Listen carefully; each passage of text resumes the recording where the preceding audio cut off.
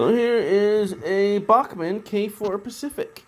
I had one of these in HO scale, and I really wanted to have this engine in N scale. Let's turn the headlight on. Function 0 on the DCC controller will turn the headlight on, and that's standard, by the way. Standard DCC function. So now we're successfully coupled in. Let's get the choo-choo going. So, ring the bell.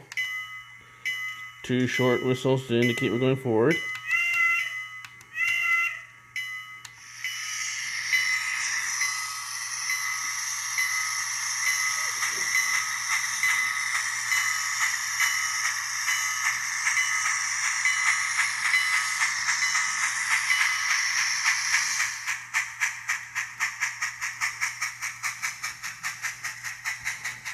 I just love the gap between the cars. It's like, there's like in scale, like 6 feet there. You know, someone's walking between the cars.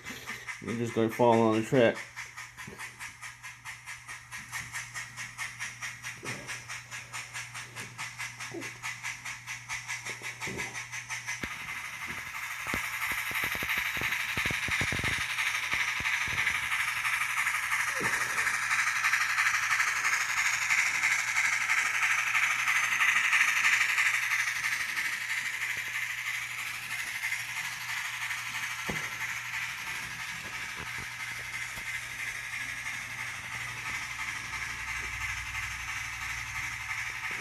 It's Eskimo.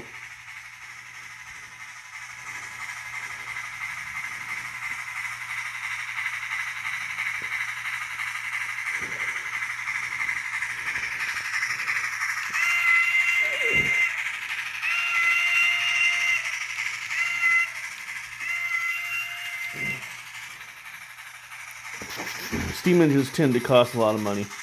They're much more complex mechanisms.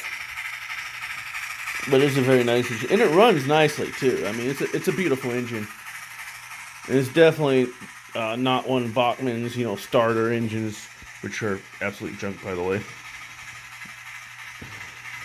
You get one of those steam engines out of a Bachmann starter set, it's not going to last very long. I got one, and it did not last more than a couple months.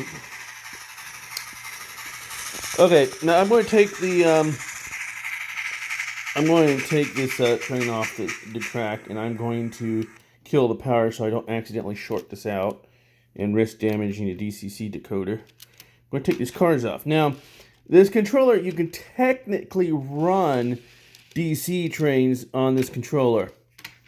How you do that is you use 10. And that will say for analog locomotive operations. And the problem is it's not particularly good for the locomotive, and you'll see why in a moment. So I'm going to stick this onto the track, and I'm going to turn on the power. Hear that? Yeah, this engine does not have a sound decoder. That is the motor making, or the circuit making some kind of weird noise. That's not what it's supposed to sound like. And that really can't be good for the engine. Then you'll grab my regular DC controller, and you can see the engine does not do that. Let me go do that. Okay, here are a couple of DC locomotives. And by the way, this is my favorite anniversary paint scheme, the Phase 1. Also known as the Bloody Nose paint scheme. And we also got the Phase 2. I don't have the Phase 3 or Phase 4. I should get those before they become unavailable. But this one I got that for Christmas, and I think I also got this one for Christmas one year too. I forget.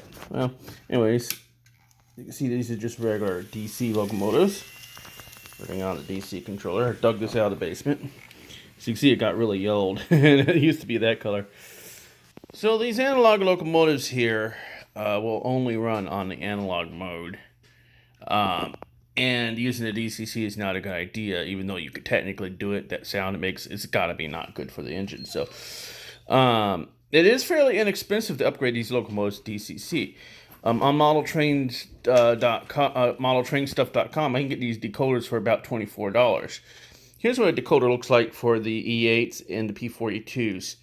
It is a semi-drop-in decoder, you do have to use the Kapton tape to insulate some wires for the motor leads.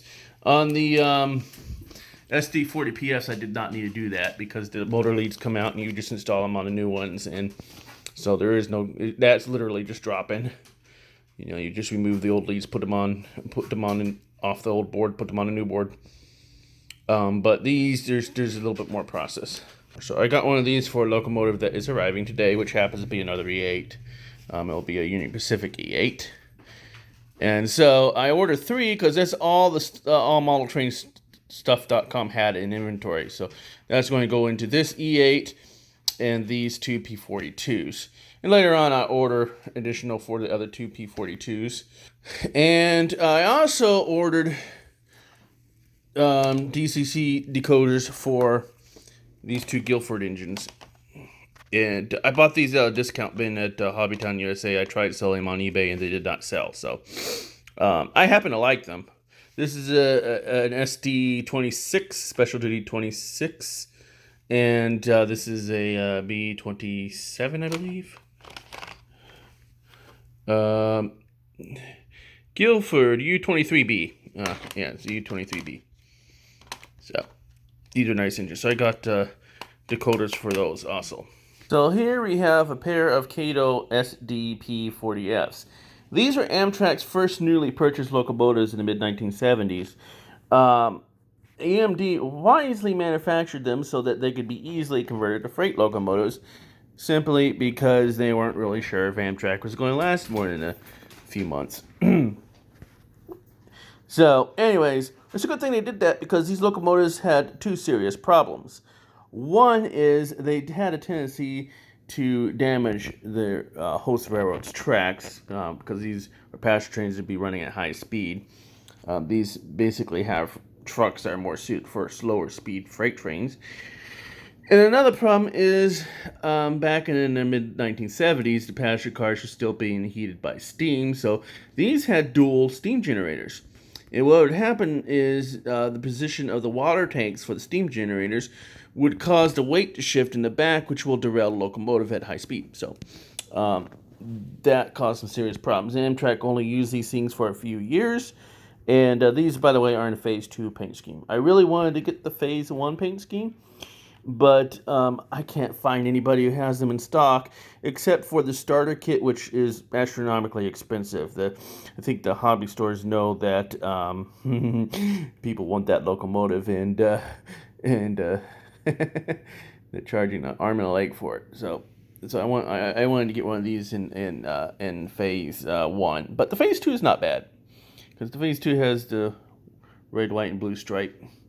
So anyways, the reason why I got these out is I did install DCC decoders in these. And the Digitrack decoders. They're very easy to install. But the shell was difficult to get off. And of course these little window glazings fell out. And they were a royal pain to get reinstalled. Believe me, it was. I was not a happy camper trying to reinstall those windows. So anyways, I have 2 of these locomotives, and I have one programmed on channel 4.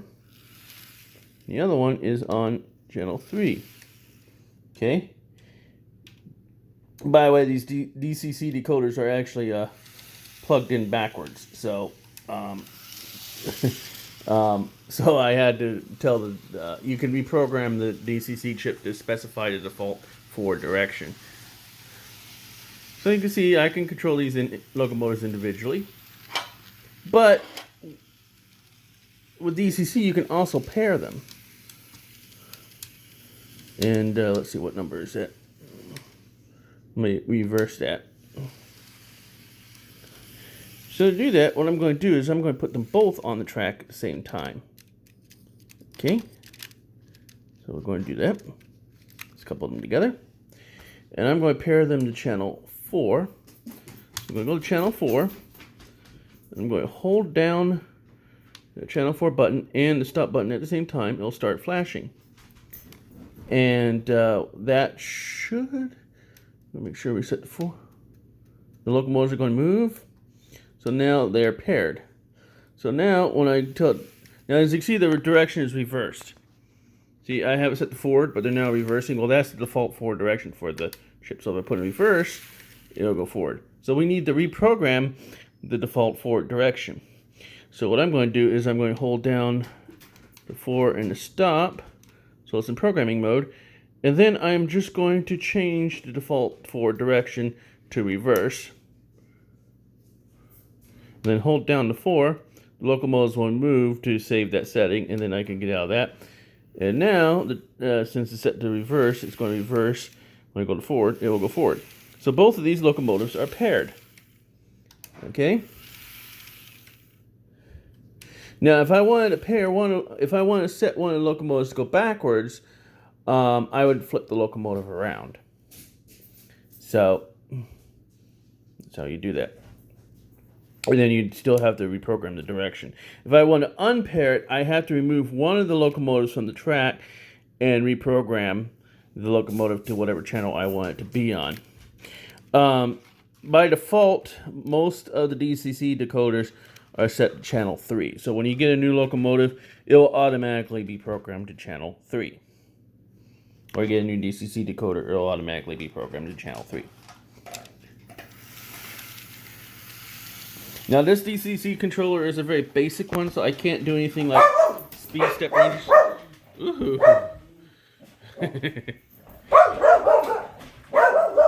Oh, they're interested in something.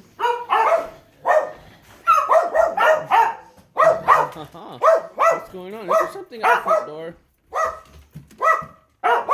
I don't know. Oh, what do you have here? Excuse me, Daisy. Excuse me, Daisy. Excuse me, Daisy. Back up. Back up. Back up. Back up. Back up. Back. Hey, Daisy. Back up. Nope. Stay. Stay. Stay. Daisy, back up. Ooh. What could this be?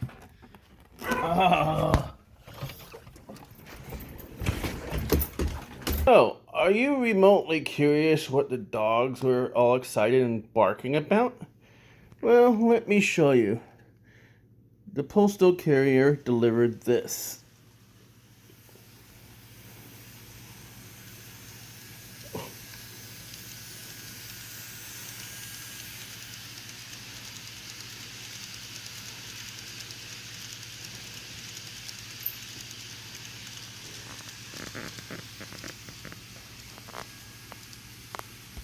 Here is the Kato E9 with the Digitrax DCC decoder installed.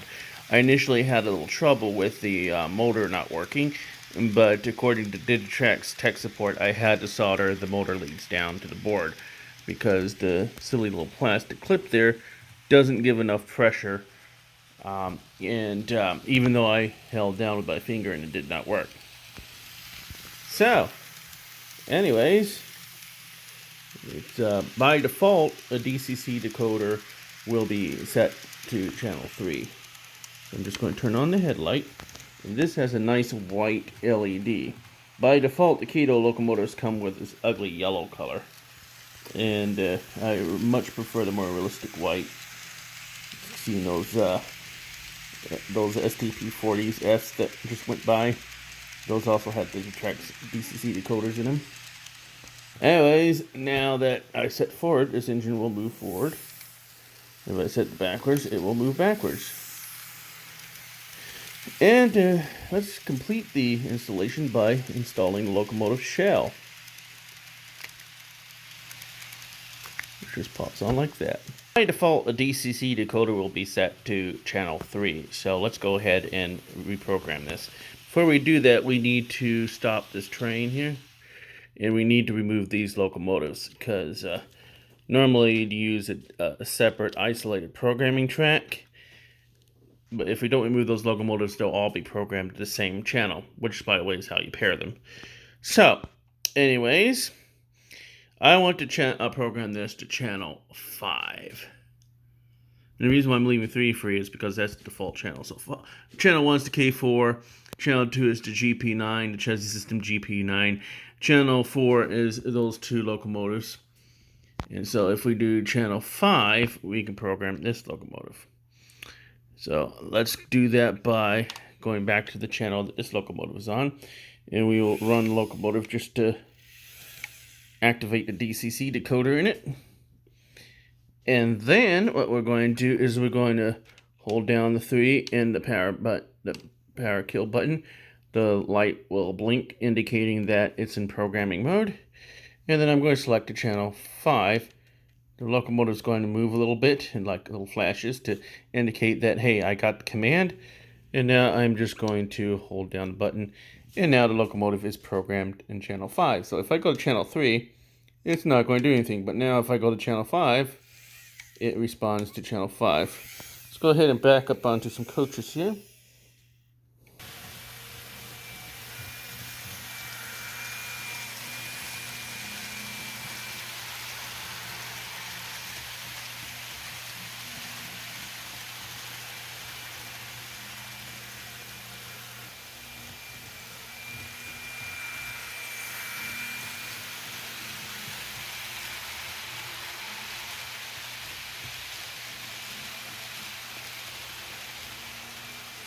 I went down to the basement and pulled up some cars that I haven't ran in a while. First up is my Gunderson Maxi Stack 3 car with the trailers, and my Southern Pacific Morning Daylight set.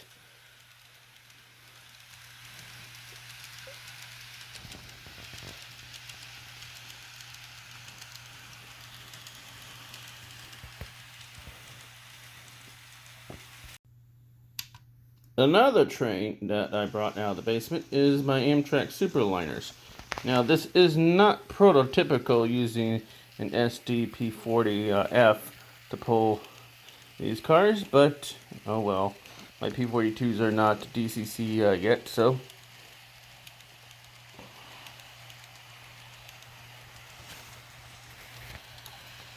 Beautiful.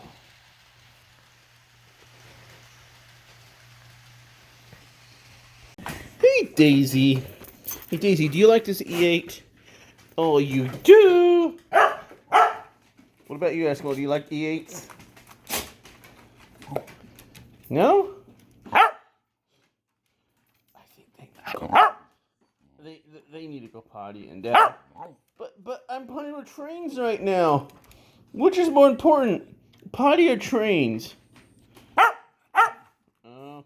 Okay, if you insist. I gotta go take them outside now.